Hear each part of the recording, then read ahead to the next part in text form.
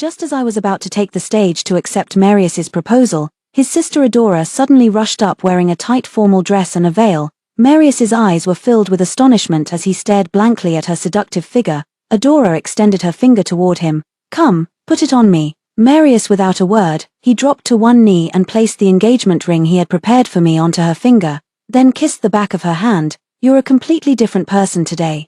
You always wear those baggy t-shirts and jeans. I had no idea you had such a great figure." Adora, she yanked his tie, and her fiery red lips instantly pressed against his cheek, followed by a slap on his butt. "Who told you not to pay attention to me normally? How many times have we slept together and you never even looked at me? Today I'm showing you that I can be your buddy, but I can also be very feminine." The scene erupted in a burst of commotion, followed immediately by teasing shouts.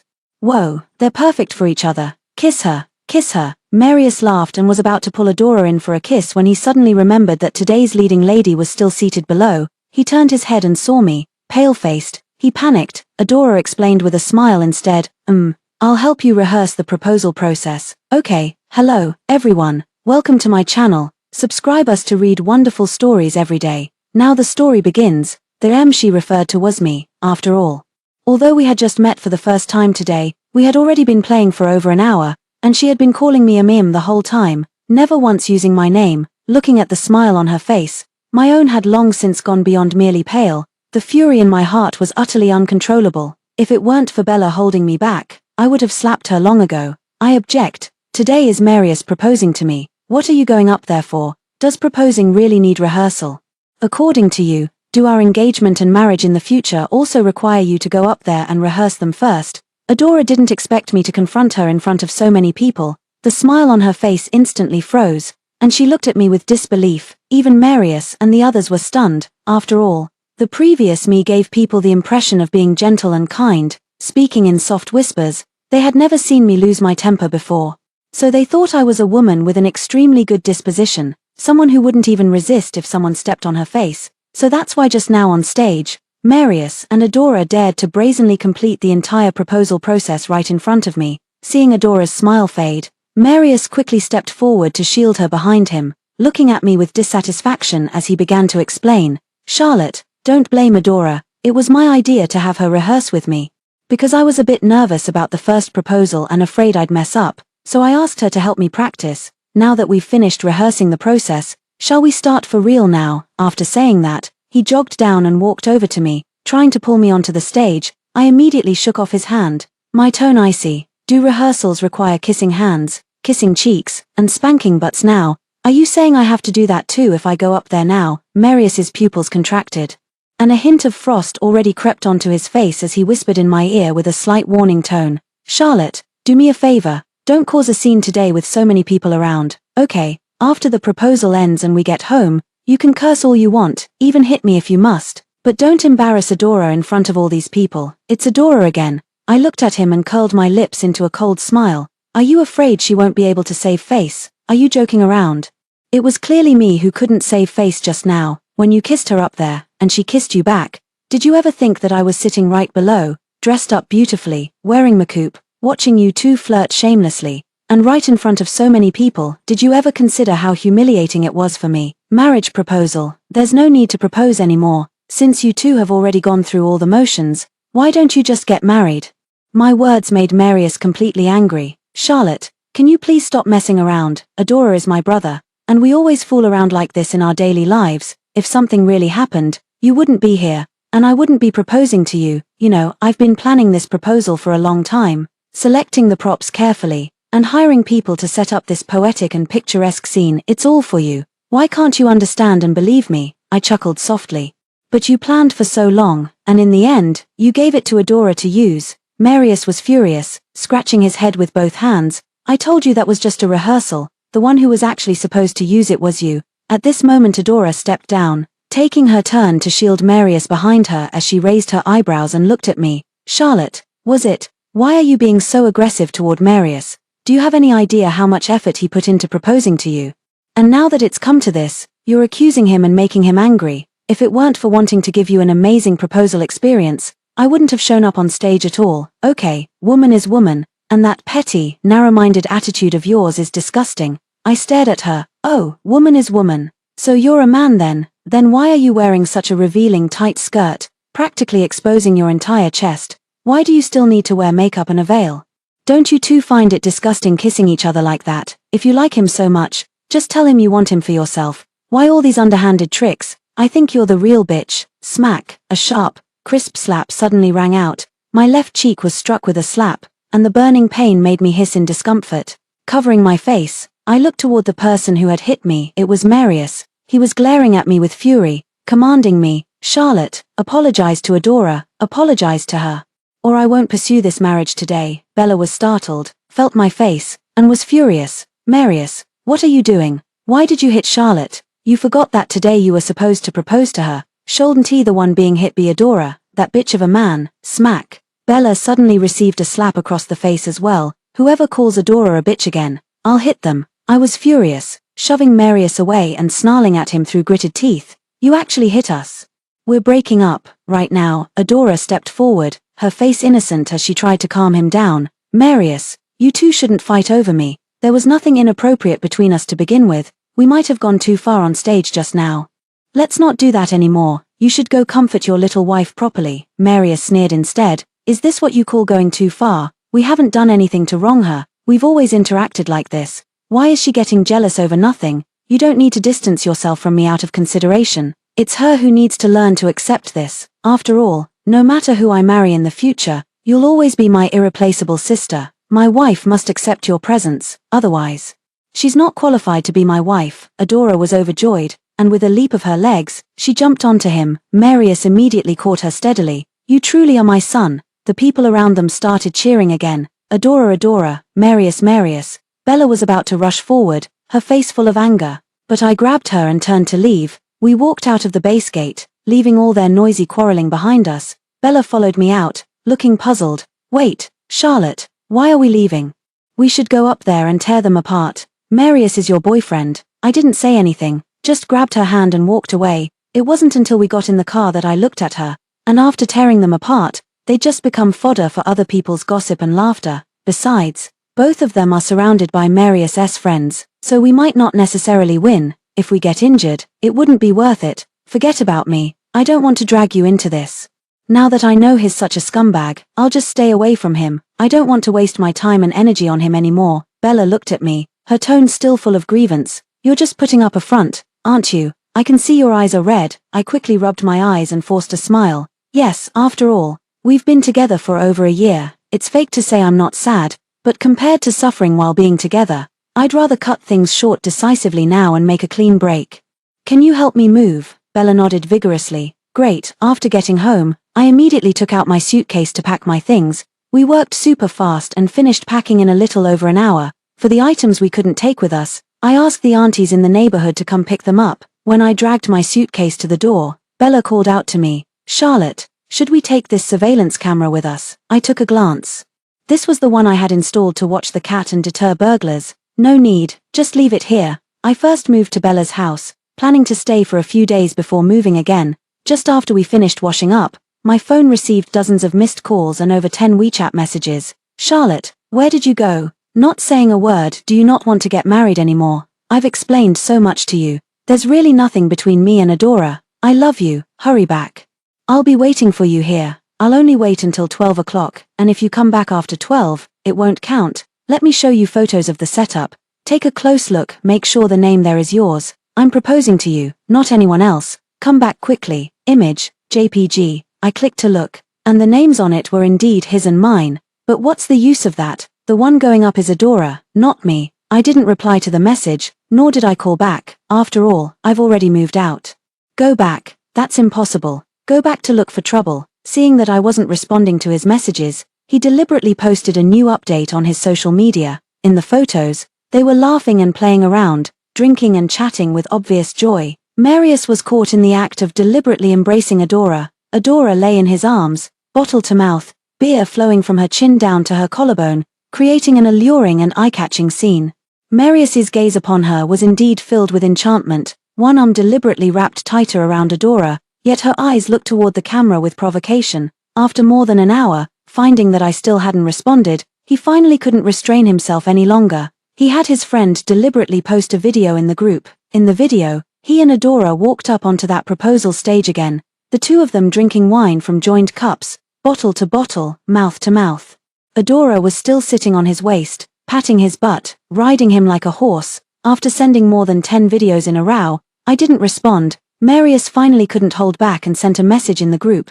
Brothers, I'm not going home tonight, I'll drink until dawn. I lay directly on the bed staring at the ceiling, couldn't help but recall the effort he put into pursuing me and the sweet times we had together. Adora wasn't there before, she appeared recently. Marius said she just returned from abroad yesterday, and today she showed up at the proposal scene. Suddenly I remembered that it was almost 12 o'clock last night when Marius said he needed to go out, took the car keys and left. He didn't come back until nearly 2 o'clock, because I trusted him. I didn't ask him where he had gone or whom he had met. Thinking about it now, he most likely went to the airport to pick up Adora. If I had known about her existence while I was with Marius, I definitely wouldn't have agreed to his pursuit. Who wants a boyfriend who always has a female buddy with no sense of boundaries around him? Just then, WeChat chimed again. It was Marius. He sent several voice messages in a row. Charlotte, are you still angry? It's such a small thing. You should have some limits when getting angry. Okay, I'm drunk. Come pick me up. I miss you. Where the hell have you been? Answer the phone. I still remained unread and unreplied, in his eyes. This was a minor issue, but in mine, it was no different from cheating. If I could tolerate this, one could only imagine how terrible life with him would be. His calls kept coming through, but I didn't answer any of them. A few minutes later, I suddenly received a friend verification request from someone in my contacts. It is Adora. She added me in the group. I directly ignored it and didn't accept. She added again and wrote a verification message. Charlotte, right? You'd better come quickly and take Marius back. He's been looking for you this whole time. Don't think that going missing will get his attention. I advise you to forget about that idea and come get him quickly. If you don't show up, that's fine. But don't regret it later. Let me tell you, if I wanted Marius, you wouldn't even have a chance to show up. Do you know how his previous girlfriend ended up with him? That's exactly how she was driven away by me. You're no exception. Looking at these messages, I couldn't help but curse under my breath. What a psycho. Bella heard my cursing and asked me what was wrong. I showed her the verification messages sent by Marius and Adora. After reading them, she couldn't help but curse too, saying what a bunch of lunatics. After cursing, we both suddenly burst into laughter. We laughed for a few minutes, then she asked if I was still feeling upset. I shook my head. At first, it was indeed a bit painful and heartbreaking, but more than that, I was angry. I only wanted to leave, not wanting to be entangled with him for even another minute. Don't I love him? Bella looked at me with a face full of confusion. I don't understand. I thought you would cry, but I never expected you wouldn't. Perhaps you're right. It's possible that your instincts are protecting you, not wanting to let you get hurt. I hugged her and sincerely thanked her. Today, it's a good thing you were here. Otherwise I wouldn't have been able to leave so decisively. No matter what the reason is, I have to look forward. She comforted me by saying, don't worry, I'll keep accompanying you. Just stay here for now, and we can look for a house slowly. No rush, and it'll give you a chance to keep me company. Let's both take a week off. Okay, let's travel to Tibet. We've talked about going before, but you completely forgot after you started dating. Why not go now while we still can? I looked at her apologetically. Fine, let's do it. I'll take the time off too. I'm sorry. I used to prioritize romance over friendship, but I'll never do that again. Please forgive me. She was smiling so much her mouth wouldn't close. We immediately sent a leave request to the company's HR department. And after getting approval, we slept soundly, with her by my side. I actually slept quite well that night, no insomnia at all. The next day we got up very early, finished our makeup quickly, and headed straight to the high-speed rail station. I remembered someone mentioning before that taking the high-speed train to Tibet and gradually acclimatizing would help reduce altitude sickness, making it much better than getting off a plane immediately. We had just boarded the high-speed train, and I was putting away my luggage when my phone suddenly rang. I answered without checking the caller ID. The moment I picked up, I heard Marius firing several accusatory questions at me. Charlotte, where the hell did you go? You actually moved out. Your things are all gone. When did you move out? Why didn't you tell me? Are you still angry? Why are you so quick to get angry? When you get angry, you just move out. If we get married, are you going to run away from home all the time? Come back quickly. If you come back, I'll forgive you. Hey, say something. Where are you exactly? I'll come pick you up. Charlotte, I was utterly speechless. Since I can't avoid it, I won't try to hide anymore. The air conditioning on the high-speed train was cold, but my tone was even colder. Marius, we've already broken up. Don't call me or send me WeChat messages anymore. Goodbye. On the other end of the phone, Marius suddenly fell silent for a few seconds. Charlotte, no, don't hang up. What do you mean? Why are we breaking up? We're doing fine. Why are we breaking up? We've already met each other's parents. I proposed to you yesterday, and now you're telling me we're breaking up. I don't agree. I simply don't agree to break up. Hearing these words, I couldn't help but let out a cold laugh. Have you forgotten who you proposed to? The one you proposed to was your female buddy Adora. Go marry her then. We're done. That's it. Goodbye. Without waiting for his reaction, I hung up the call directly. Bella looked at me. What? Was it Marius calling again? Did he find out you're not home? I nodded. Yes, and she bombarded me with a bunch of questions too, just as neurotic as Adora. Sure enough, those two are perfectly matched. Bella laughed. Who could say otherwise? As the high-speed train slowly entered Tibet, watching the scenery flash by outside the window, I gradually put Marius and Adora, these two terrible people, out of my mind. After getting off the train, the altitude sickness that followed made me even less able to think of these two people. We had departed in quite a hurry, so we hadn't prepared everything properly. As soon as I stepped out of the station, I felt difficulty breathing and short of breath. Bella was in better physical condition than me, so her altitude sickness wasn't as severe as mine. Seeing that I was about to faint, she anxiously asked passers-by where she could quickly buy an oxygen tank. After getting accurate information, she helped me sit down aside and rushed off to buy the oxygen tank. Her figure grew smaller and smaller in my eyes, gradually becoming blurred. I couldn't help but gasp for air in large breaths, the splitting headache making my entire mind go blank. The last thread of rationality in my mind replayed the first half of my life like a movie, and I felt like I was about to die. Just as my consciousness began to blur, a tube was suddenly inserted into my nasal cavity, and the next second I heard the sound of gas hissing as oxygen began to flow into my nose. I frantically inhaled the oxygen, and as the supply continued, my brain gradually cleared and my eyes began to see clearly again. I thought it was Bella who had come back with an oxygen tank. As a result, the moment I opened my eyes, a face brimming with sunshine and charm slowly filled my vision. Hello, are you okay? I tried to get up from the ground, but just as I stood up, I almost fell over again. He quickly reached out and caught me. Are you alright? Did you come here alone? Here, take my oxygen tank first, and I'll go buy you 2 more. I shook my head, finally managing to find my voice. No, my best friend went to buy some. She should be back soon. Thank you though. He let out a sigh of relief. Just then, Bella returned with 2 oxygen tanks. Seeing the oxygen tank in my hands and the man beside me, she paused in surprise. He flashed a bright smile and introduced himself. My name is Nigel. I've been to Tibet many times. If you'd like, I can be your guide for free. Bella and I exchanged a glance, both hesitating to speak, afraid of encountering a scammer. Seeing our reaction, he immediately understood what we were thinking. Don't worry, I'm very familiar with the police officers here. I can take you to the nearby police station to say hello first, and then you'll see for yourselves, in this unfamiliar place.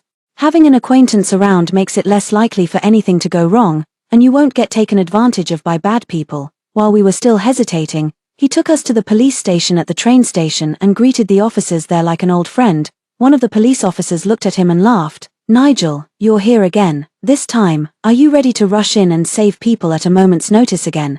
But speaking of which, every time you come, you're always able to help others. We truly welcome tourists like you who are so kind-hearted. Nigel smiled a bit embarrassedly. Actually, I just love coming here. Due to the geographical location, many people suffer from altitude sickness. So I always bring extra oxygen tanks. That's about the only help I can offer. Haha, the police officer patted his shoulder. Oxygen tanks are life itself. This is already remarkable. Seeing how familiar they were with each other, Bella and I finally dispelled our doubts and traveled together with Nigel. He truly knew Tibet well, leading us to all the places we wanted to visit and helping us buy everything we wished to purchase. Bella and I also took some photos in traditional Tibetan costumes. With the deep blue sky reflecting our smiles, and all the pain in my heart completely disappeared. Even when Marius's name suddenly flooded into my mind, I felt somewhat distant from it. Adora's name was even harder to recall. Nigel really took good care of us. After the costume photo shoot, he helped us take pictures at all the other scenic spots. Most of them are photos of me and Bella, and there are also a few 3-person photos with him. When I visited the night market in the evening, I posted 2 sets of photos. One was a photo shoot, and the other was a group picture of 3 people at a scenic spot. Suddenly, the friend circle exploded. No way, when did you guys secretly go to Tibet without telling me? I want to go too. Why didn't you call me? You two are enjoying yourselves without me. Tibet is so beautiful. But your photo shoot looks even more stunning. They're absolutely gorgeous. I'm definitely going there for a shoot next time, as expected. The sky looks incredibly blue and so close. You guys must be having the time of your lives. The moment when the sun shines upon the Golden Mountain has been vividly brought to life. Don't drink raw water, be careful of hydatid disease, buy me some yak meat and milk tablets. Aya, wow, the man in the last photo is so handsome. Mom, you little brat, you're eating so well. Who is this guy? He's really handsome. Please introduce him to me, besides these colleagues and friends. Marius also liked it, perhaps because they had too many mutual friends. He didn't leave a comment, but he privately messaged me, sending dozens of messages. What's going on? Why did you go to Tibet? No wonder they said you took leave. Why didn't you tell me? Didn't we agree to go to Tibet together? How could you go there secretly by yourself? Who is that man? Is he your best friend's boyfriend? No, why is he standing next to you? Who exactly is he? What do you mean? Are you really breaking up with me? I didn't agree to that. You're still angry and throwing a breakup tantrum. So how can you smile so happily? Hurry back. Stop hanging out with that guy. I noticed he's in several of the scenic spot photos. You're still my girlfriend. Or else tell me your location and I'll book a ticket to come find you right now. Reply to me quickly. I'm going crazy. Seeing these messages, I curled my lips into a cold smile and still didn't respond.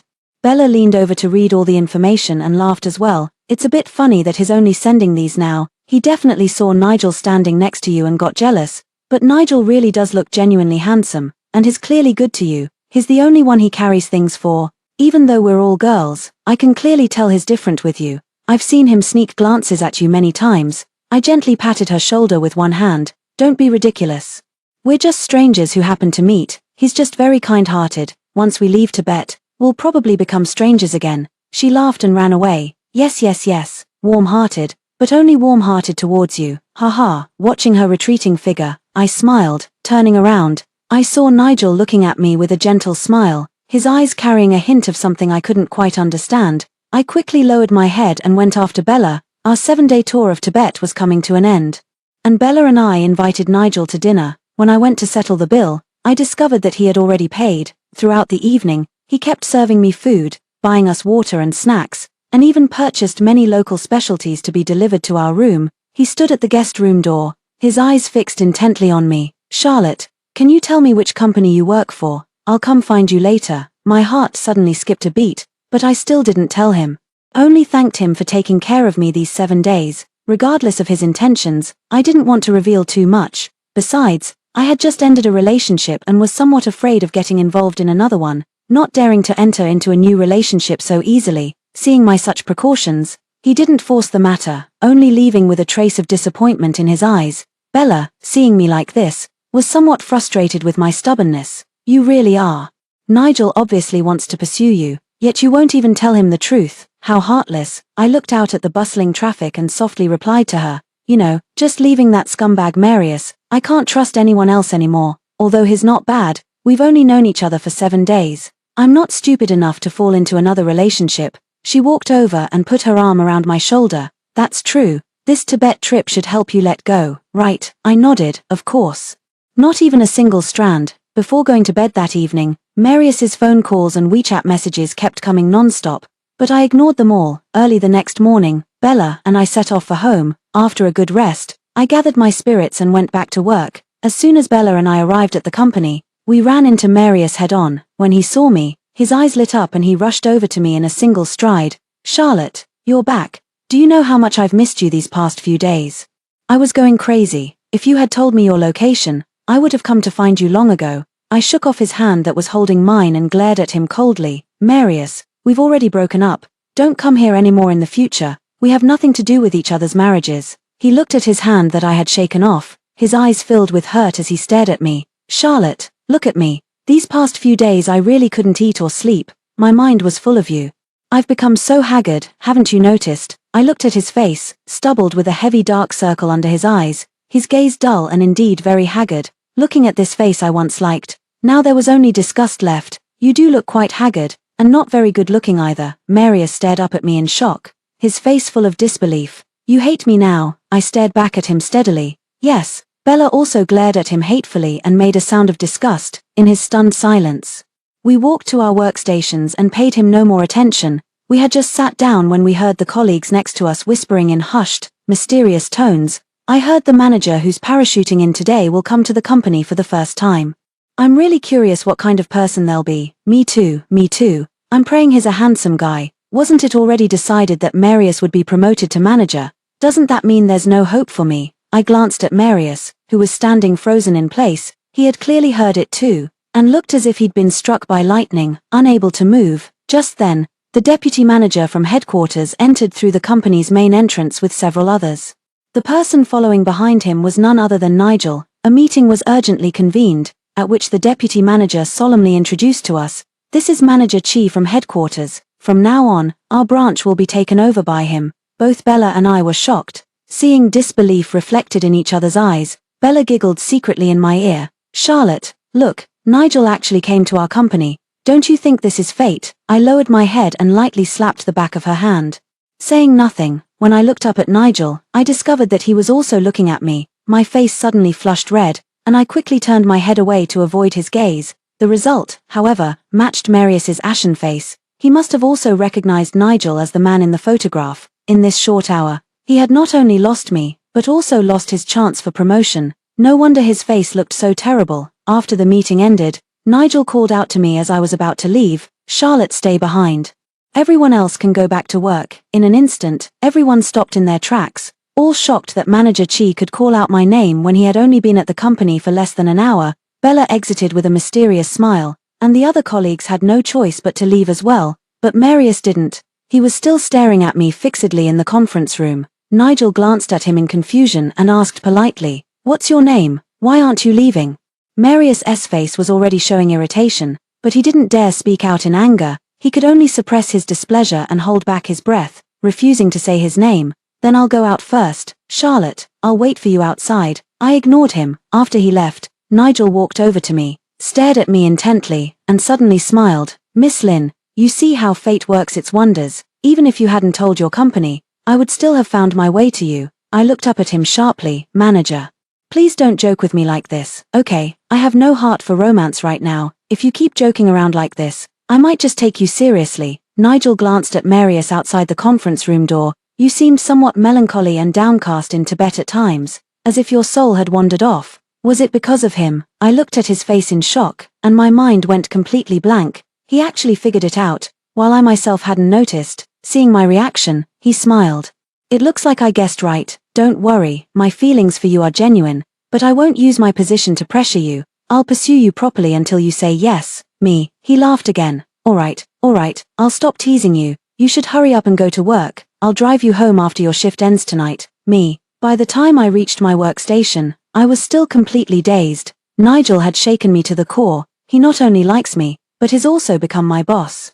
And now he's pursuing me. Any one of these things would be shocking to me. I was so lost in thought that I didn't even notice when Marius stood beside me. Seeing that I didn't react for a long time, he angrily threw out a wait for me after work and left. I came back to my senses and watched his retreating figure, then silently cursed under my breath, "Idiot." After work, I remembered that both of them had said they would walk with me, but I didn't want either of them to.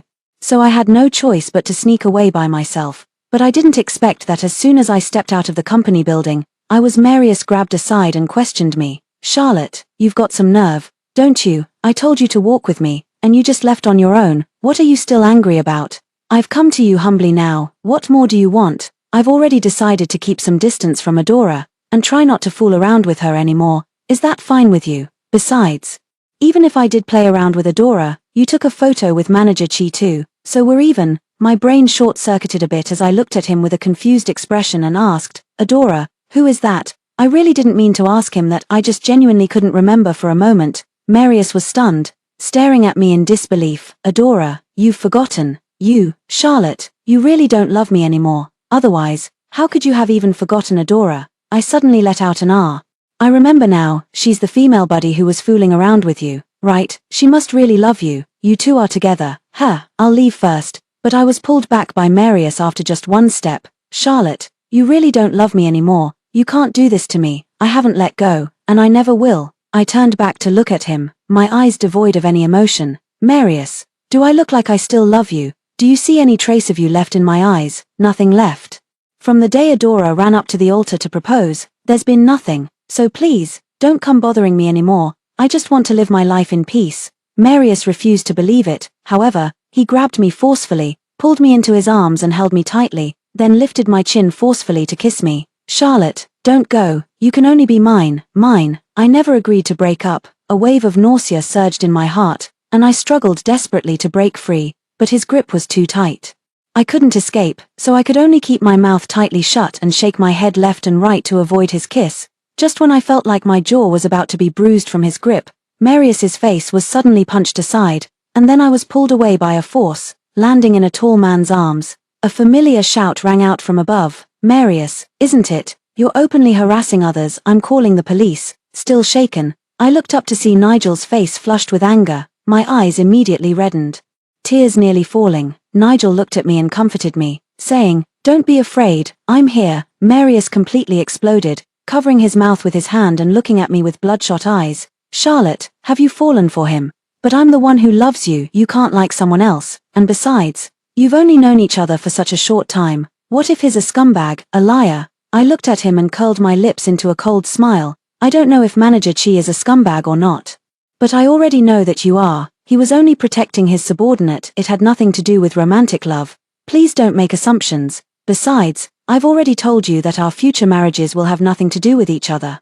You can marry Adora, and whether or not I marry, or whom I marry, is none of your concern. If you harass me again, I really will have you locked up." Marius immediately shot back. "He wasn't protecting his subordinate, he was looking at you the way a man looks at a woman he's infatuated with. Don't try to fool me." At that moment, Nigel spoke in a cold voice. "Since Charlotte doesn't like you, stop. You're not mistaken. When I was traveling in Tibet, I fell in love with Charlotte at first sight. Everything about her aligns perfectly with my aesthetic. Clearly, you've hurt her before, but that's fine. You're already in the past. Her future will only be with me. This time I can let you go, but I won't give you another chance to harass her." Marius was stunned, panic flashing across his face. "What are you going to do? Don't even think about using your position to make things difficult for me." Nigel just sneered.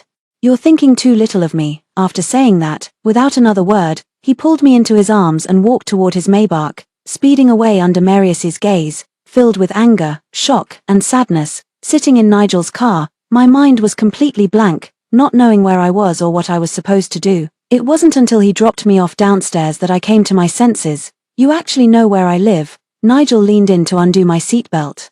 A hint of weird atmosphere flowing through the air, but after finishing, he just gave me a deep look before smiling and explaining, "I got your information from HR, so now I know everything about you." He gently stroked my hair, looking at me with doting eyes. "You should go up now. From now on, I'll be the one to pick you up and drop you off for work, so you won't be targeted by others." Just as I was about to refuse, he pressed his index finger against my lips. "No refusal allowed. For your own safety, you have to agree." Thinking about Marius's actions just now, I was indeed frightened, so I could only nod in agreement. He smiled happily, his thumb stroking my face as he said in a deep voice, "You can take your time to get to know me. I have all the patience and time in the world." My face suddenly flushed red, and I quickly opened the car door and rushed upstairs. Thinking about everything that had happened today, I hadn't slept well all night. As soon as I arrived at the company the next day, I heard my colleagues whispering among themselves, not knowing what they were talking about, until Bella ran over and secretly told me, "Charlotte, did you know, Marius isn't going to be working here anymore starting today?" I didn't understand. "Why?" She looked at me mysteriously. "You don't know, last night, Manager Chi made an emergency personnel adjustment, and transferred Marius to work overseas, unless he resigns. I thought he won't be back for at least 10 years, but the salary there is quite good, so he might not be willing to quit." I was stunned. Nigel actually sent Marius away, so that's what he meant last night. Just then, Marius suddenly sent me a WeChat message, "Charlotte, I deeply regret letting you suffer and not supporting you back then. Because of that one time, I lost you. I finally understand why my previous girlfriend and you broke up with me. It turns out that Adora deliberately used these tactics to drive you both away. I misjudged people badly. I owe you both an apology. I hope you both find better partners in the future, like Nigel, for instance. I can see that he really treats you well, although I still want to win you back. I know it's impossible. So I can only keep you deeply in my heart and wish you happiness." I didn't reply. I don't need his blessing, nor do I care for it. Lifting my head to look at the manager's office, I happened to meet Nigel's affectionate gaze, tinged with a faint, unreadable smile. My heart skipped a beat once again. Although I might not end up with him in the future, At least the feeling right now isn't bad. After all, who knows what the future holds. 1 year later, I suddenly heard news of Marius from a mutual friend. The engineering project he was stationed at had problems. When he went to inspect it, he stepped into empty air on the external scaffolding and fell. Although he didn't die, he lost both legs and would have to rely on a wheelchair for the rest of his life. When I heard this news, apart from feeling a pang of sighs, I had no other feelings. Nigel looked at me and asked with a smile, "What's wrong?" I told him the news in a casual manner. He was surprised for a moment, then returned to normal. "So you see, one shouldn't be too much of a scoundrel when you hurt people. Karma will eventually catch up with you. Unlike me, I've only ever had eyes for you in this lifetime, not seeing anyone else at all." I laughed and punched him in the chest. "You're always teasing me." He grabbed my hand and pleaded with me. "Come on, Charlotte. When will you agree to let me pursue you and take me home to meet your parents? I'm begging you." I smiled as I looked at him. "Let's take another look, shall we?" He looked on the verge of tears, full of grievance. All right. I'll keep trying." End. Story 2. Ollie only drinks black coffee, but every time we travel together for work, I bring him a cup of bubble tea. Colleagues tease him about changing his ways, but he just rubs the characters Yuan Yang on the cup and quietly says thank you to me. I lower my head to sip my own cup, secretly happy inside. This is our unspoken little secret, known to no one else, as his girlfriend of 5 years. He used the excuse of avoiding office romance gossip to forbid me from going public. I had grown accustomed to keeping my distance from him at the office. Handing him documents had to be done with professional detachment. Every message in the group chat had to be carefully worded, and even entering his office required coming up with various excuses. Until that day, when the intern Diana handed him a cup of bubble tea in front of everyone, with a clumsily drawn heart on the cup in marker.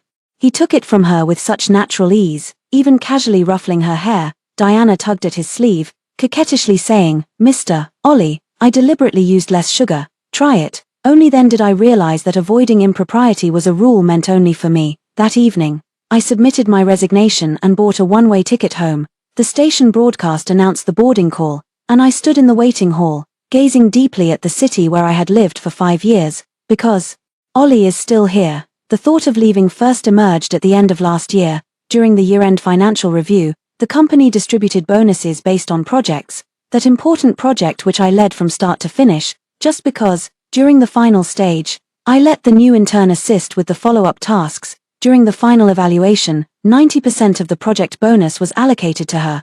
That was clearly the result of my hard work over more than 2 months. Mr. Owen looked at me with a troubled expression. "Ms. Ethel, this is Mr. Ollie's arrangement." That intern junior was someone I exceptionally arranged to join the project. My original intention was to mentor a junior and give her a chance to showcase her abilities. I never expected that 2 months of my hard work would ultimately benefit someone else. "Mr. Owen said helplessly." Mr. Ollie emphasized the importance of rewarding outstanding newcomers like Diana. Diana is that intern junior. And Ollie is my partner of 5 years. The platform wind was bitingly cold as I stood at the designated carriage, deleting all the photos of us from my phone one by one. Ollie always emphasized that office romance violates company policy, so our 5-year relationship has always been kept in the dark. These photos were only kept after I persistently begged for them, and I was never allowed to share them on social media. He deliberately kept his distance to the point where everyone thought he despised me. Even when he arbitrarily transferred my project bonus, my colleagues thought it was only natural. Deleting the photos brought back memories of the day the bonuses were distributed. I suppressed my anger and called him in the hallway, only to be hung up on again. For 5 years, he has almost never answered my work calls, but a message immediately popped up, "Busy," but this time it wasn't for personal matters. I went straight to his top-floor office. Through the glass partition, I saw him leaning over to explain the plan to Diana. As the girl leaned in, the fringe of her scarf gently brushed against his neck. At such a young age, he was already in charge of the K-City branch, and in just a few years, he had earned the admiration of the New York headquarters. His abilities were truly outstanding. I once longed for his guidance too, but I was always impatiently refused. "Learn these basics on your own."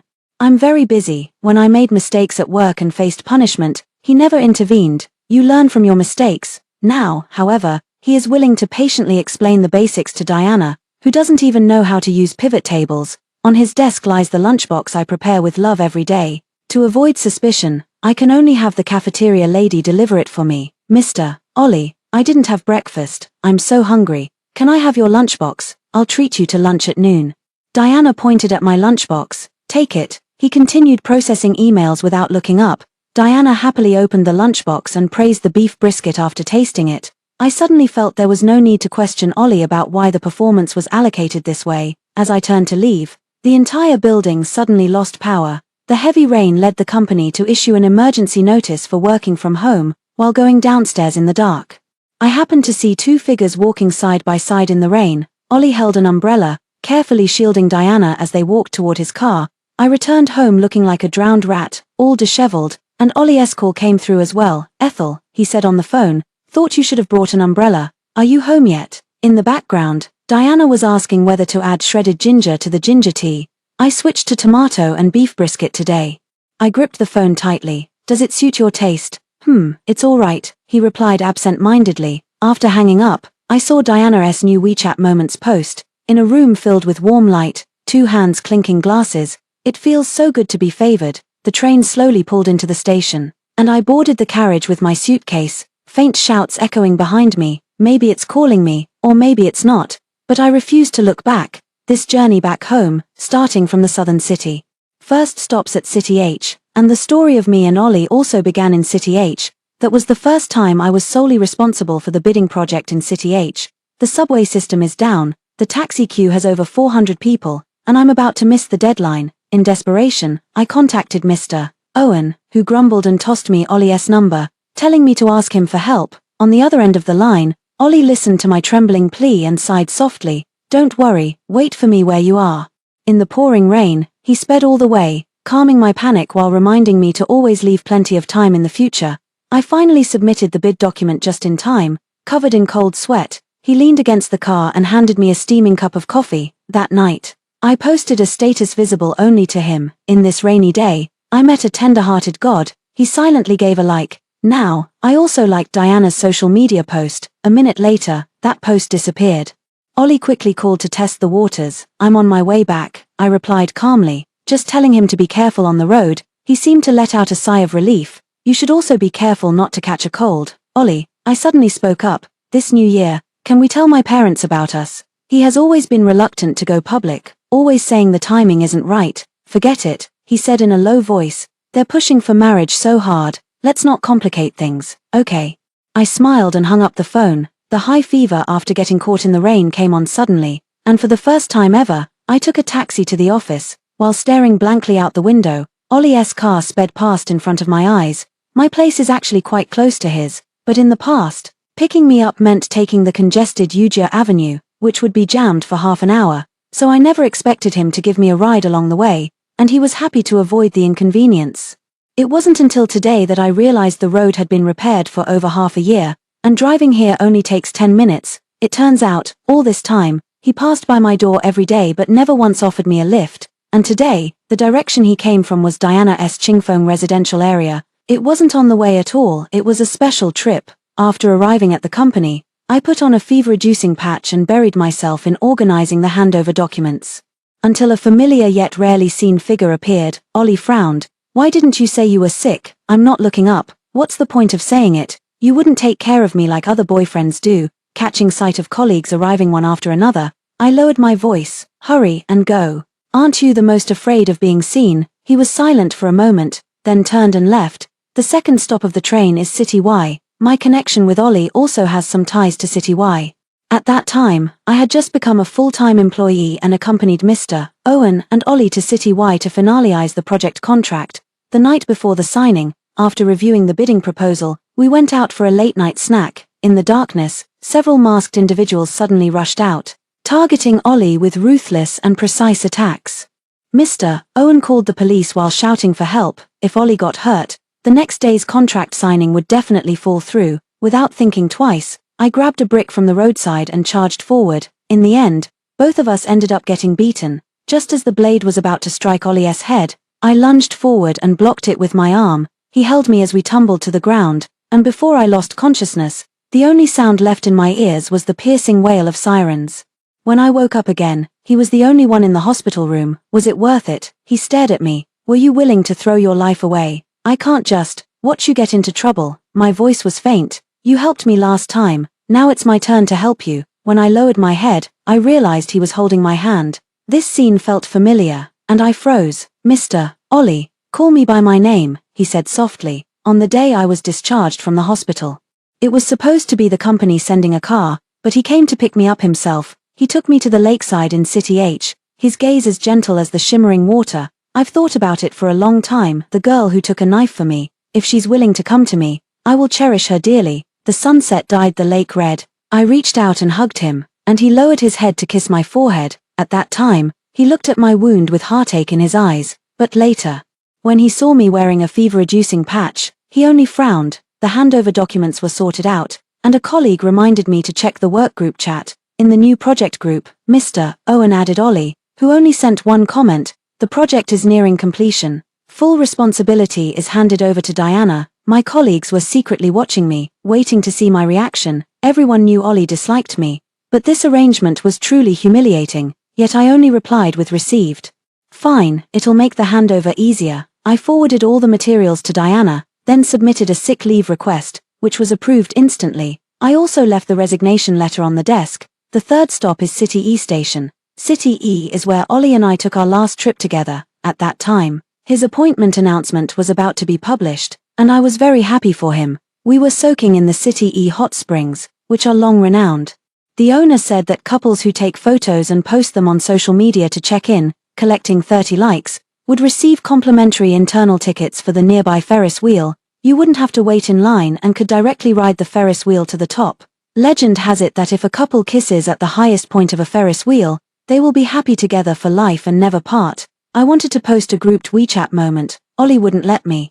The company strictly forbids office romances. You know that. I know. I set up a group, so colleagues won't see it. Have you never heard of the 6 degrees of separation theory? Every 6 people are connected. No, the risk is too great. Later, we bought tickets and went to the amusement park. But the lines were too long, and we couldn't get on the Ferris wheel. Seeing my disappointment, he comforted me. "Ethel, it's precisely because I love you that I want to protect you and safeguard our love. Will you join me in protecting our love?" I naively agreed, and thus began 5 years of struggling alone. Compared to all the hardships over those 5 years, the high fever that day was nothing. After submitting my resignation letter, I returned home to pack my luggage, waiting to catch the bus late at night. But the door suddenly opened. Ollie changed into slippers and approached. "Why is so much stuff missing at home?" He was holding a bunch of porridge and soup, looking around, just doing a big cleanup for the new year. I coughed. He placed the items in his hands on the coffee table in front of me and paused noticeably as he untied the bag. "Where are our photos?" I had placed our Polaroid photos together on various corners of the house, like the coffee table, dining table, and bookshelf. I closed my eyes. A couple of colleagues came over to hang out the other day, so I put them away. He helped me sit up and handed me the chopsticks. I looked at the table full of light porridge and fresh soup but had no appetite at all. "Don't want to eat." He sat beside me, reaching out to hug me. "Then have some warm water first." I turned away to avoid him, and his phone rang. Diana's voice was panicked. "Mr. Ollie, I can't find the engineering acceptance sign-off form for the Tech City project. What should I do?" He stood up. "Wait, I'm coming over." His gaze returned to all business as he looked at me. "Is this how you hand things over?" He didn't even wait for me to explain before grabbing his coat and heading out the door. Just as he had countless times before, he left me behind for work. It's just that this time it made me seem even more ridiculous. The folder and file cabinet numbers for the sign-in sheets were clearly written on the last page of the handover document. Diana made the PowerPoint for this project. She knows it better than anyone. Sure enough, before long, Ollie's message came through. "Found it. You wrote it very clearly." Then came a transfer. Exactly the amount of my missing performance bonus. I clicked to refund it. He sent a helpless emoji. "You rest first, I'm going to a meeting." He has a video conference with the New York headquarters at this time every Friday and won't check his phone for 3 or 4 hours. I sent the last message. "Let's break up." I blocked him. Then called the landlady to cancel the lease. The 4th stop is City S station, where I transfer, and I'll be home in 2 more stops. The train was delayed at this moment, expected to be over an hour late. I wasn't in a hurry, so I found a small shop to pass the time. City S also has a branch of the company downtown. In the past, Ollie and I often came here together for meetings, usually with 2 cars carrying 6 or 7 people. No one could tell there was anything ambiguous between us. I gradually began to stand out under Mr. Owen's leadership, because Ollie is strict with people. They all advised me to learn how to flatter. I took the advice and proactively bought milk tea, handing it to him with a serious expression. "Is it bubble tea?" he asked as he took it. Yes, I smiled. Mr. Ollie only drinks coffee, doesn't he? Mr. Owen laughed. Changed your taste as soon as you arrived in City S. Ollie didn't speak, his index finger gently tracing the characters for bubble tea. And nodded to me. Thank you. I briskly returned to my seat, picked up my own cup, hid a smile, and slowly sipped. This is the secret intimacy that belongs solely to us, an undercurrent of turbulence beneath a composed exterior. So later, when I saw him take the Diana S milk tea, I must have been stunned. I had just finished ordering and sat down, only to take out my phone when Mr. Owen's messages came flooding in. You want to resign? Is it because of the project performance issue? You're a veteran, you should have the capacity to tolerate. Mr. Ollie saw it too. He tore it up right in front of you and stormed off in anger. I was annoyed and blocked him without a second thought. Right after that, the landlord called. Hey, dear, your boyfriend went to the apartment about 3 or 4 hours ago. My daughter-in-law was there, so I found out. I thought I should let you know. Ollie must have seen the message after the meeting and found out I'm resigning. He renewed the lease on the apartment, saying you'd be back. The landlord continued. My daughter-in-law said he went through the drawers, grabbed his car keys, and stormed out. Sweetie, it's the new year, don't get into a fight. Okay, I couldn't help but laugh. How could we even fight? I'd long lost the energy for that.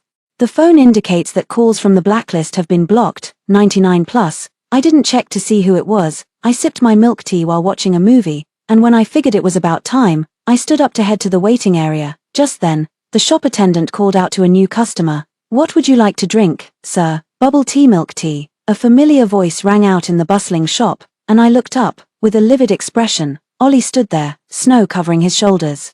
Answering her through almost gritted teeth. What, isn't it too sweet for Mr. Ollie? I shrugged and pulled my suitcase, ready to leave. Then he snatched the suitcase with one hand and dragged me out of the milk tea shop with the other. Unfortunately, the Spring Festival travel rush had the waiting hall packed shoulder to shoulder, leaving almost no quiet spot for this guy to vent his anger. He pulled me toward the exit. Let's talk outside. This exit is exit only, so I dug my heels in.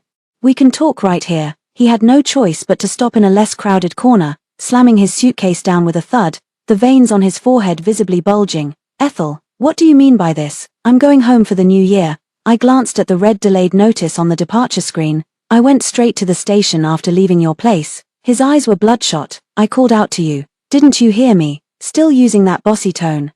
No, I shook my head. If the train was delayed as expected, maybe he really would have caught up with me. It was all fate. I drove all the way here at top speed. The snow on his shoulders had melted, leaving a damp patch. If this train hadn't been delayed, were you just planning to disappear like that? Then what else? I sighed. I went home. It's not like I died. You're angry because I misunderstood that you didn't handle the handover properly. Right. He grabbed my hand. Every time we had a fierce argument, he would trace the source back to that one trivial matter that sparked it. He clearly knew that was just the tip of the iceberg, the final straw on the camel's back. I shook him off. Mr. Ollie, I've already resigned. This is the last time I'll call you that. I hope you can show some decency, resignation, dignity. He let out a cold laugh. I haven't approved your resignation, nor have I agreed to the breakup. But it seems like both of these are decisions I can make unilaterally, I said. Pulling up my suitcase. Do you want to meet in arbitration court, or do you not care about passing a background check? He threatened from behind me. Suit yourself. I shook my head indifferently. I don't plan on returning to City N anyway. He blocked my way again, fury brimming in his eyes. Are you serious? I spread my hands. I'm serious. You like Diana. I'm giving you freedom. Aren't you going to thank me? He grabbed my arm again, pulling me a step closer. I don't like her. Then his eyes softened with emotion. Ethel, are you jealous? You're this angry because of the performance review, aren't you? I struggled to break free from him, pointing at the nearby patrol. If you keep this up, I'll scream. But he yanked me into his arms, holding my own girlfriend. What law am I breaking? He held me tightly just like before, letting my chin rest on his shoulder. It's my fault. I should have helped you. I tried desperately to push him away but was no match for his strength. Just as I was about to shout, the broadcast announcement began. Hello passengers. The G946 train has begun boarding. The passengers who had been waiting in despair suddenly perked up, and the crowd quickly pushed toward us. He was bumped by a passenger carrying a large gift box, and his grip loosened. I seized the chance to pull away and quickly disappeared into the crowd to board. He tried to stop me again. But I slipped into the most chaotic part of the line. He was immediately mistaken for someone trying to cut in and was met with a collective backlash. I finally breathed a sigh of relief. Having finally made it to the ticket checkpoint, I reached into my pocket only to realize that both my ID card and phone were missing. Turning around, Ollie stood far outside the line, smiling at me. I took a deep breath and hurried over. "Are you in 3rd grade? Give them back." He hurried toward the exit. "If you want it, come and get it." This felt like 2nd grade all over again, and I chased after him. He strode straight toward the parking lot, his steps so long I had to rush just to keep up. "Give it back," I cried, frantic as the final boarding announcement echoed over the intercom. "You changed the lock screen and the password too." He stood by the car, looking at my phone. My previous lock screen was a photo of our backs at an amusement park, which looked so much like a stock image that he graciously allowed me to use it. Now I've changed it to a picture of my pet dog, and the password has been switched from his birthday to my dog's. "Get in the car." He opened the passenger door. "I'll take you home." I reached out, my patience wearing thin. "Ollie, are you trying to seize someone else's property?" He pushed me into the passenger seat, leaned over to hold me down with one hand while pulling the seatbelt to buckle it with the other. He leaned in, looking at my furious face. "Go ahead, call the police, file a lawsuit. You can spend this spring festival tangled up with me." During the peak travel period of the spring festival, the highway was bustling with speeding cars, yet inside the vehicle, silence reigned. I felt relieved after confirming we were heading home, then turned away to catch up on sleep. "Has the fever gone down?" He suddenly spoke up. "There are fever patches under the car door." I didn't say anything, just turned to look at the scenery outside the window. He was driving fast, and it reminded me of when we first met. He had driven me just like this to a bidding event. "There's still time." He gazed ahead on the road. I looked at him, the sunlight highlighting his tall nose and long, lowered lashes, the very image I've loved for so long. I knew he was also thinking of our first meeting, which was why he offered such an unexpected word of comfort. But this time, "It's too late, Ollie." The journey was silent, with only his phone ringing incessantly until he finally pressed the power button to turn it off. "Just stop here," I said at the intersection. "I'll walk you to the door." He shook his head. I didn't ask how he knew my home address. He must have seen it on my employment registration form. Aunt 3 and Uncle 4's cars were parked downstairs, and I groaned inwardly. "I'll go up first," I said, taking back my phone and ID card. "You can go back." He got out of the car and took down my suitcase for me. "I'm not going back, I'm on annual leave." "Suit yourself," I said, turning to go up the steps. "Aren't you going to invite me up?" he asked from behind me, his tone uncharacteristically gentle. If this had happened a few years ago, I would have been over the moon if he drove me home and asked to come upstairs. "Relatives are all here." I unlocked the building in trance. Let's not complicate things. I didn't notice if he stayed put or not, it didn't matter anymore. "Today is Mom's birthday." I told my family I was taking annual leave to come back and celebrate Mom's birthday. Naturally, the house was warm and lively, with Mom's homemade sausages glistening with oil, and a whole army of fried hairtail fish lying in the bamboo basket. But when my 3rd aunt and 4th aunt, along with their husbands, joined the marriage-pressuring brigade, I started to feel a bit overwhelmed. "How about going to the restaurant for dinner tonight? I got my year-end bonus, so I'll treat my aunts." I employed the tactic of shortening the mouth that eats others' food. "Great idea. Ethel is really becoming more and more sensible," 3rd aunt laughed. "This is showing concern for your mom's cooking. Let's go, let's go." Several new young guys just joined my workplace. 4th aunt pushed me. "I'll tell you all about it during dinner." I cursed her inwardly, but Mom noticed my expression and quickly whispered for me not to be ungrateful. I haven't had hometown cuisine in a long time, so I eagerly picked up a piece of braised pork belly covered with preserved mustard greens. Isn't it inconvenient to rush for high-speed trains? "When you get married, have your mom give you a car as a dowry," Aunt San suddenly said. I had no choice but to put down the pork belly. "Aunt San, are you moonlighting as a car salesperson at a 4S store?" "Ethel, come take a look at this young man." Aunt Sai enthusiastically brought over her phone. "He just started working last month. They're joining a workplace, not a matchmaking agency." I stared at the savory braised pork in my bowl. "Since when did you become so sharp-tongued?" Mom put down her chopsticks. "If you don't get married and have kids soon, no one will burn Joss paper for you after you're gone. Then I'll burn plenty for you both, and when I join you down there, you can share some with me," I said softly. "You." My mom slammed her chopsticks on the table. If it weren't for the server pushing the door open to serve the dishes, she probably would have smashed the braised pork right on my head. The roasted suckling pig was juicy and rich. The king crab had thin shells and thick meat, the Boston lobster was waving its claws menacingly, and the iron-capped moutai stood out with its glaring red label. "Ethel," 3rd aunt was stunned. "Why are you being so polite?" My first reaction was to call the server over. This was the wrong order. Why should I treat these marriage-obsessed maniacs to such a feast? Before I could speak, the waiter handed me the receipt. Manager Ethel, this is the receipt for your payment just now. Then the waiter said to them in a monotone voice, Manager Ethel just said, since we're all family, it's hard for her to speak directly, but the elders really don't need to worry about her. Then he clenched a roll of red bills in his palm and left, leaving us petrified. Manager Ethel, Mom looked at me puzzled, yet her eyes held a hint of pride. Keep your comments to yourselves. The wine-loving third uncle set up the liquor dispenser. Ethel has made it this far. Do you really think she'd settle for what you've picked out? I snapped back to reality. You all go ahead and eat. I need to step out for a moment. Ollie stood under the camphor tree outside the door, leaning against the car as he handed me a cup of milk tea. I'll transfer it to you. I didn't take the milk tea, glanced at the receipt, and took out my phone. You've blocked me on all accounts. How are you going to send it? He raised an eyebrow. Unblock me. I have your bank card number. I opened the app, but he pressed down on my phone. Ethel, it's been 5 years. Do you have to be this distant? And what's more, he glanced at fourth uncle's car. I hate what they said to you. Eavesdropping. It's not like you. Don't do it again. I smiled helplessly, opening the banking app. I realized he had transferred a large sum of money to my personal account not long ago, with a note saying year-end bonus. I transferred the money back to him along with the meal expenses, then turned and left. He placed the coffee on the roof of the car and grabbed me. What are you still angry about? If it's about the year-end bonus, I've multiplied it by 10 for you. Isn't that enough? Yes, it's not enough. I bit my lip hard and stared at him. A glimmer of hope flickered in his eyes. Then how much do you want? I want you to never appear in front of me again. I struggled to pry his fingers off me. Mr.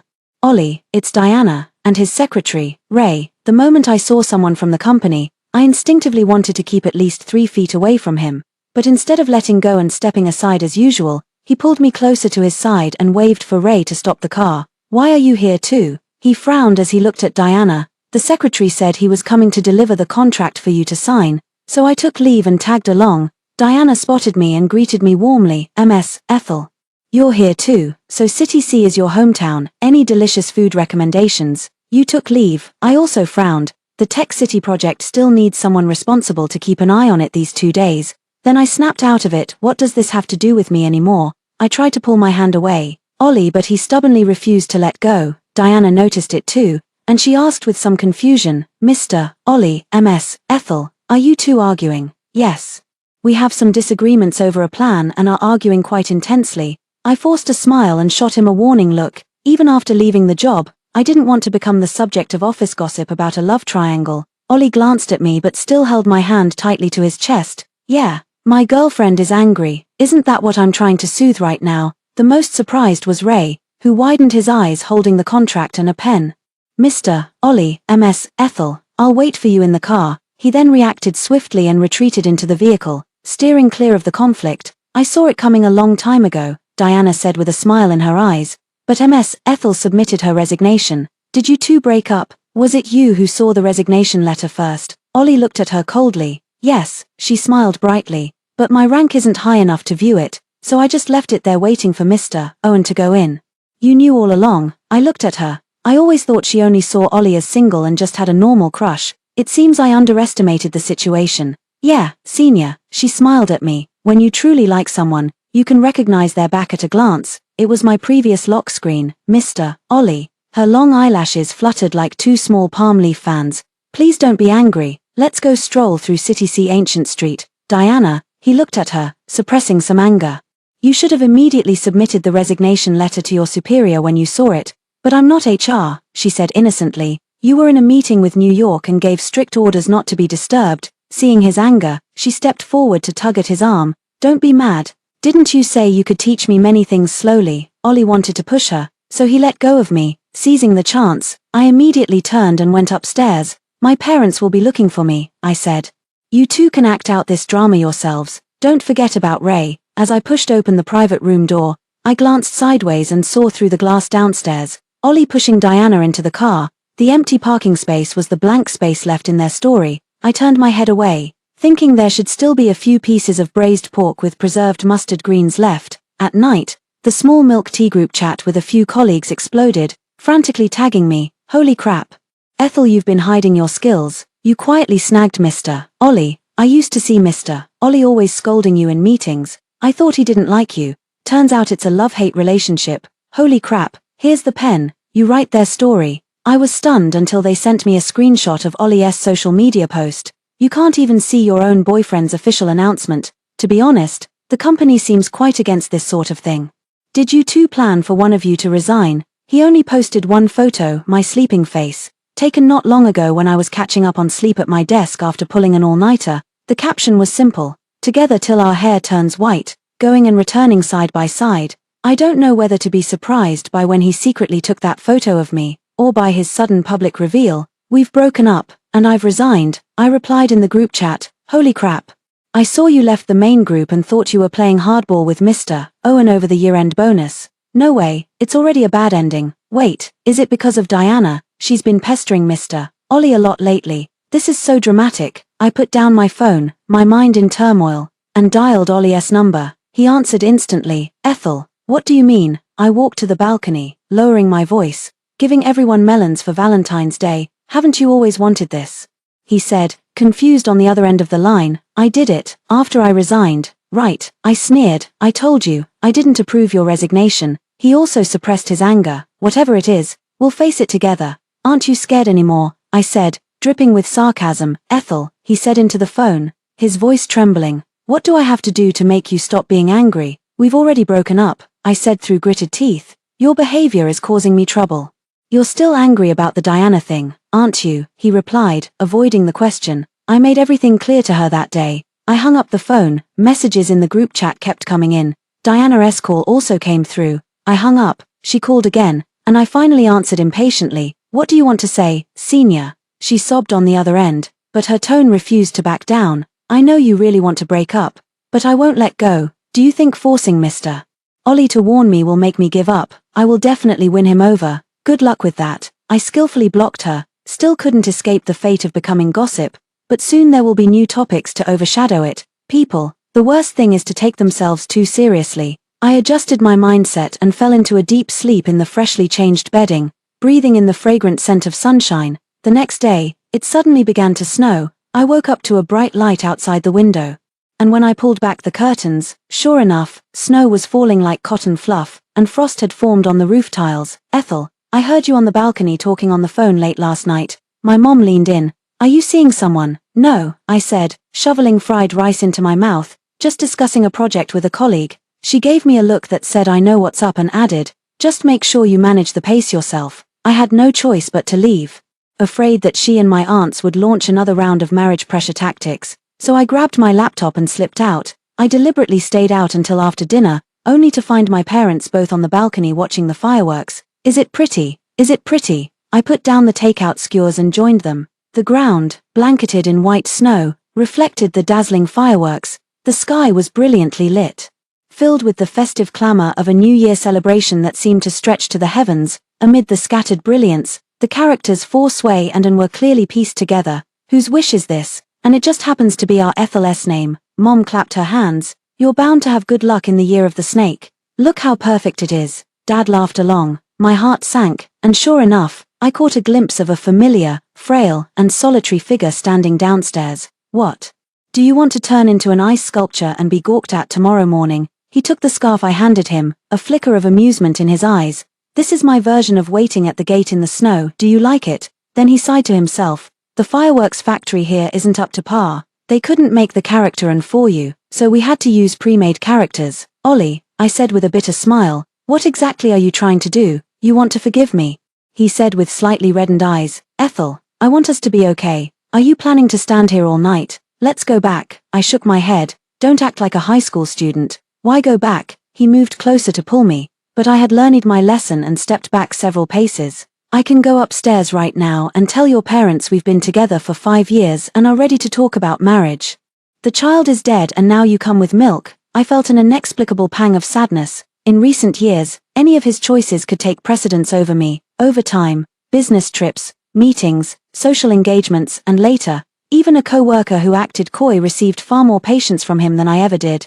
How many times, waking from dreams at midnight, I called his number only to get no answer or a hurried "I'm busy" before he hung up.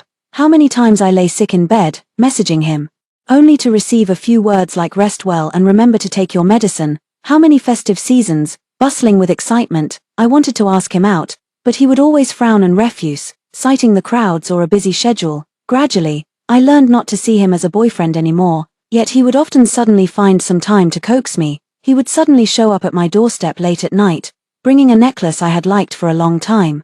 He would cancel a meeting when I had period cramps, holding me in his arms and massaging my lower abdomen, but when I reignited hope and started to have expectations of him as a boyfriend, he would revert to being cold and busy. I even suspected he was married and tried to check his marital status. I'd rather prove he had moral flaws than admit he didn't love me that much. I must be a little crazy. I kept cycling through my affection and disappointment for him in this torment, draining myself like a battery that charges and discharges too quickly. In the end, I chose to numb myself with work, and numb this love along with it, which proved quite effective.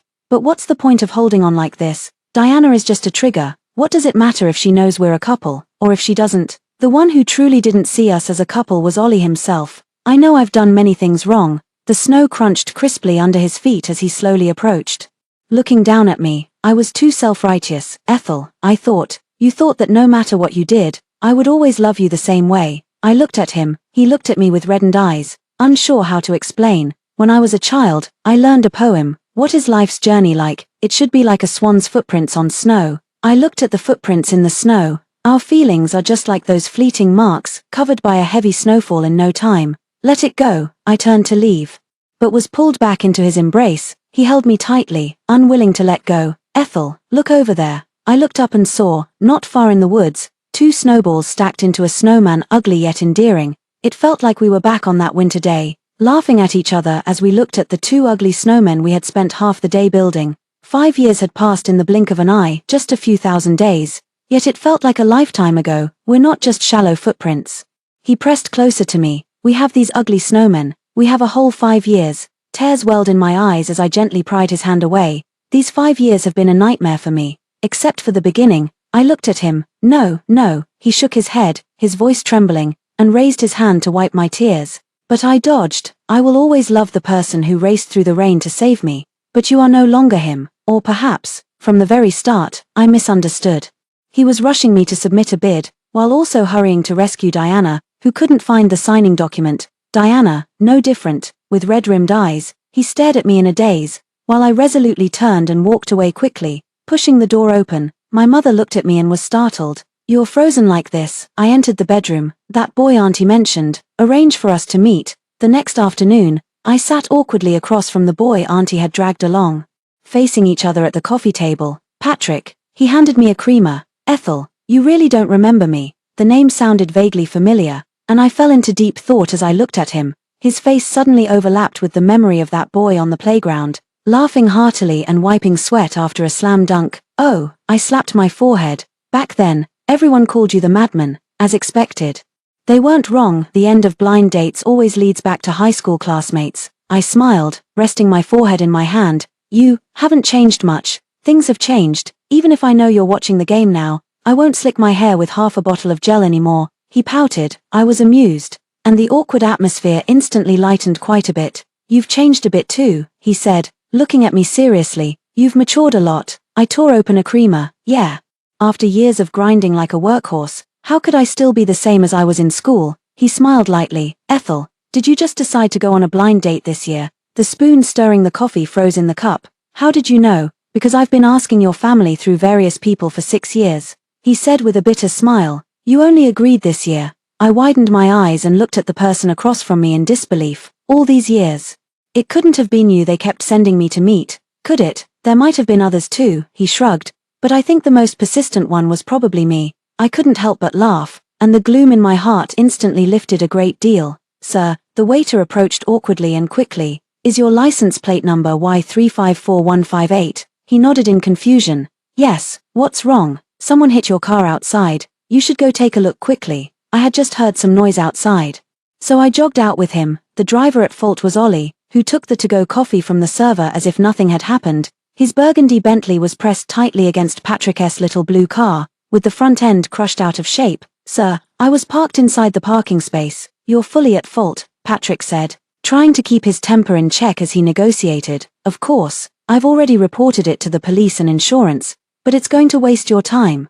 Ollie took a sip of milk tea, his gaze falling on me. This bubble tea is far worse than the one in City S. Do you know each other? Patrick frowned in confusion. I nodded, feeling quite apologetic. He's my ex. I'm really sorry. Patrick seemed to understand, looking at him with some hostility. Do you need my help? We haven't broken up yet. Ollie stepped in front of me, coldly sizing him up. No need to be in such a hurry, right? But I understand Ethel's meaning. Patrick stared intently at him. She's ready to start over. Why haven't you left yet? I was utterly speechless. Ethel. He stood firmly in front of me, looking at Patrick. If you get any closer to her, I won't just hit a car next time. Heh, Patrick sneered. No wonder Ethel dumped an ex like you. Ollie flew into a rage and raised his fist to strike. Patrick stood his ground without backing down. As they stood off against each other, Ray hurriedly arrived by car. Hand it over to you, get the 4S car repair sorted, arrange a replacement vehicle, and remember to calculate the depreciation fee along with extra compensation for this guy's lost wages. He no longer paid attention to Patrick, exchanged keys with Ray, opened the passenger door, and looked at me with a heavy gaze. Feeling guilty, I turned to apologize to him. Because of me. Your car got damaged, I'm sore. Patrick smiled and shook his head. It's not your fault. He gestured with his chin for me to come over. Go ahead. There are some things you have to finish before you can move on to the next step. If anything comes up, call me, I'll be there anytime. I nodded, turned around, took a deep breath, and got into the car. He sped the whole way, and we stayed silent until he pulled over by a lake. Ollie, I frowned, turning my head to look at him. I thought I made myself very clear yesterday. He got out of the car and opened the door for me, but I didn't hear clearly. Get out. The sun set behind the western hills, dusk fell, and the lake shimmered with glimmering light. Does it feel familiar? He asked, standing beside me. Of course it feels familiar. If the story's prelude was that rainy day's farewell, then the lakeside confession was the prologue to everything. Unfortunately, prologues are all in the past. Why are you going on a blind date? His eyes were clouded with confusion and anger. I don't need to explain, do I? I looked at the lake. You deliberately crashed the car, and it was only because they had class that they didn't call the police. He grabbed my wrist tightly. You can break up with me and then go laugh and drink coffee with someone else. I ignored the sharp pain in my wrist, only finding it ridiculous. You didn't break up with me, yet you can lean in to talk to someone else. Go to their place and drink ginger tea. He didn't know I had seen it all and probably more that I hadn't, and for a moment, panic flickered in his eyes. I found it even more amusing and struggled to free my wrist. How many times have you given her the lunch I made? He looked at me in astonishment, as if he hadn't been the one doing those things. Seizing the opportunity, I took back my wrist and rubbed it. What? Didn't think I'd see it, did you? I sneered. This is the person who taught me for 5 years what it means to avoid suspicion. She and I, we never crossed the line. Diana, he lowered his eyes and his voice softened. Always seemed to need me so much. I crossed my arms and watched him, waiting for him to continue. I had no interest in accusing him of cheating. I was just curious about his contradiction. On one hand, he showed such favoritism toward Diana that it sparked rumors, and on the other, he came to me so resolutely, begging me to come back. She reminded me a lot of you during your internship. I still remember the first time I saw you, standing at the subway station, dragging a huge stack of tender documents, your nose red from the cold, staring intently at every passing car. He smiled bitterly at the memory. And when you stepped in front of that motorcycle, covered in injuries, lying in bed with your eyes closed, like a fledgling bird, it just gripped my heart instantly. During the time we were together, I was facing many evaluations. I pushed you away many times, always saying I was too busy, telling you to learn to handle things on your own. He smiled bitterly. Gradually, you really became more and more capable. I watched you lead the team with efficiency and handle emergencies with ease. You needed me less and less. He wanted to grasp my hand to prove his words were sincere, but I just looked at him quietly, and he awkwardly let his hand drop. But Diana, he took a deep breath. She doesn't seem afraid of me scolding her for being clumsy, and she doesn't care what others say about her. She just sticks to me, saying she can't do anything. She'll look at me with bright eyes and praise me. When the power goes out, she grabs my arm and says she's scared. She says she's afraid of cutting her hand while slicing ginger. She says she sprained her ankle and begs me to pick her up. Ollie, I found his reasoning as absurd as a fairy tale. Are you saying that even if you were cold to me, I shouldn't have given up on you, that I should still have begged for your help and acted coy with you, or else it's my fault if someone else takes advantage? That's not what I meant. He shook his head, his eyes reddening. I don't like her, it's my fault. He pushed me to cut off all reliance on him with his indifference, only to use my independence as an excuse for his own wavering heart. I guess every cloud has a silver lining.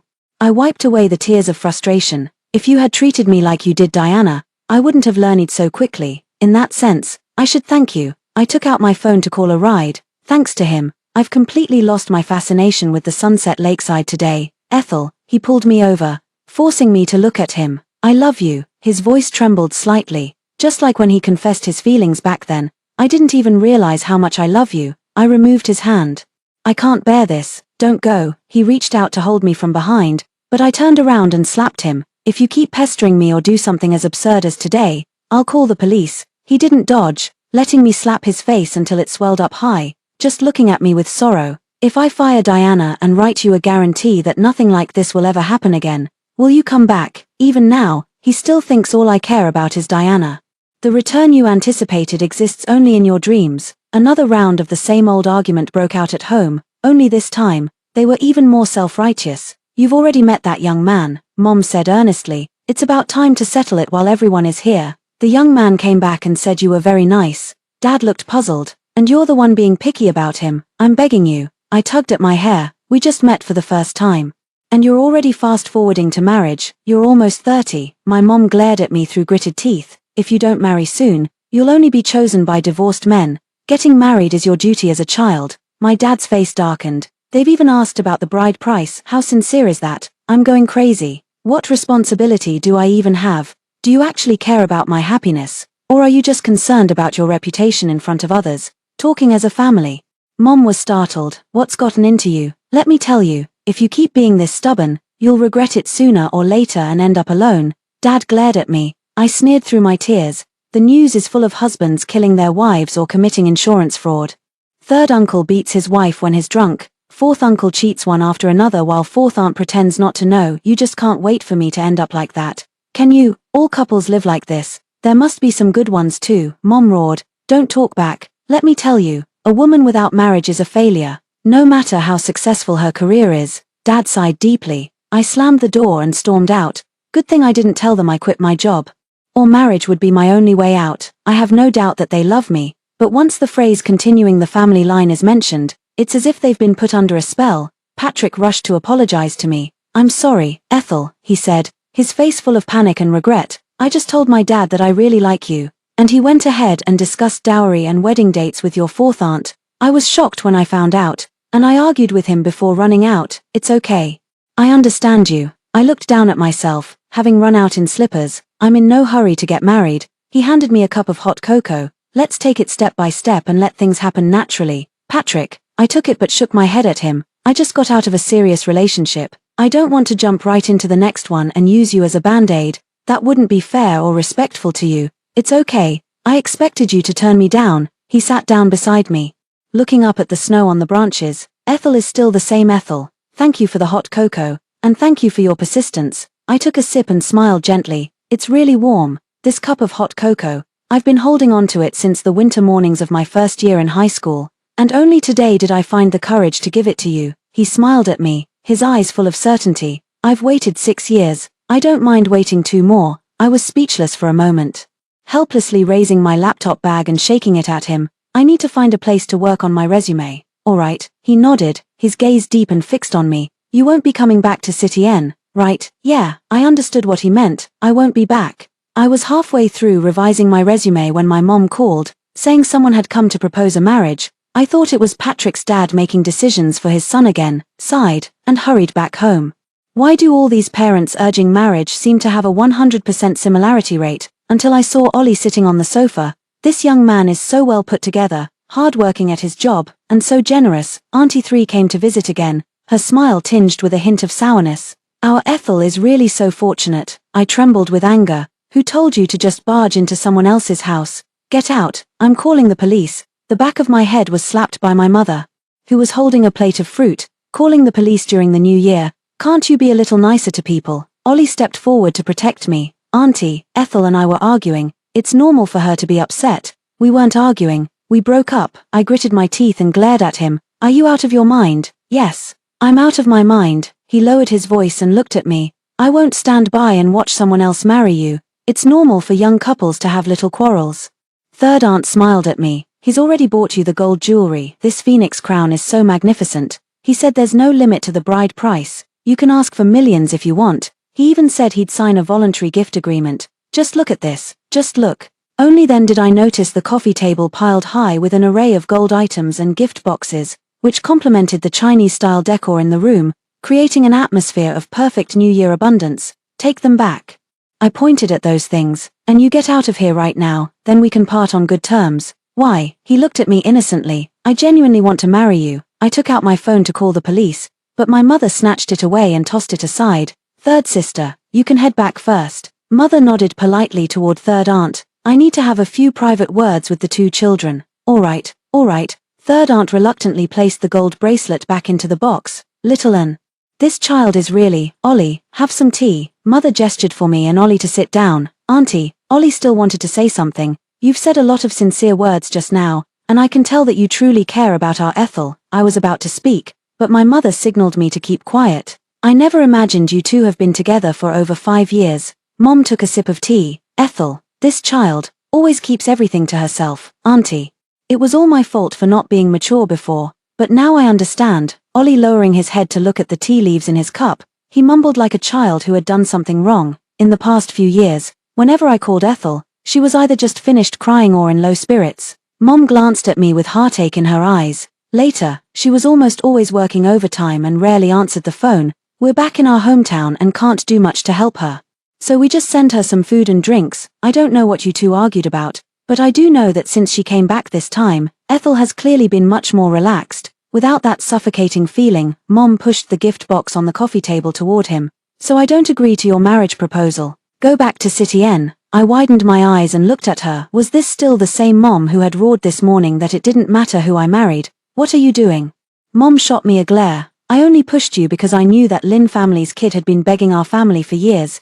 Did you really think I'd just drag anyone in to be my son-in-law? Ollie turned pale and looked at us in despair. Ethel, Ollie, you're a good kid. You'll find a nice girl. Mom patted his shoulder. Be polite now. See him out. Ollie stood up, nearly stumbling unsteadily. All these years, I've wronged Ethel. Consider this my way of making it up.